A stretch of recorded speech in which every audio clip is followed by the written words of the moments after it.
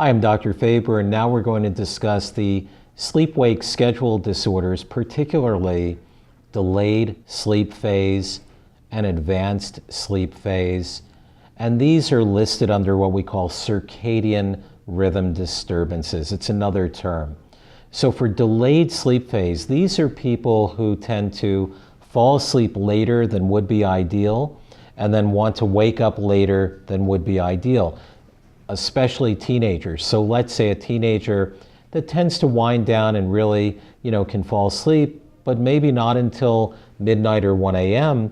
They have to get up for school by 7, but they really need their full 8 to 9 hours of sleep, so they might prefer to wake up closer to 9 or 10 a.m. And so for these teenagers and young adults, college-age students, we know that they can appear very sleepy, especially during the morning hours. And in colleges, we see a very high use of energy drinks and caffeine-containing drinks to help these young people stay awake. So the key is we know that teens and young adults do need 8 to 9 hours of sleep, and we know that there is this phenomena where they tend to fall asleep late and want to wake up late.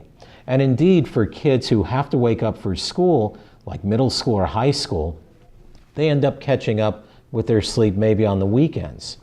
So, two strategies to address this. One is to have all lights out 8 to 9 hours before wake up, because the light will penetrate the retina and decrease the body's own production of melatonin. So lights out 8 to 9 hours before wake up. Secondly, use of melatonin in very low dose, for example, 1 milligram at 6 p.m., can shift the sleep phase earlier without making the person sleepier. Just shift the sleep phase earlier so it's easier to fall asleep and get the full amount of sleep. In kids who are much younger than, let's say, older middle school or high school, the amount of melatonin might even be more like 0.5 milligram to 1 milligram at 6 p.m. Using melatonin at a dose, for example, of 3 milligrams a day in the evening would make the person sleepy and help them fall asleep, but it won't actually shift the sleep phase earlier, which is what we would like.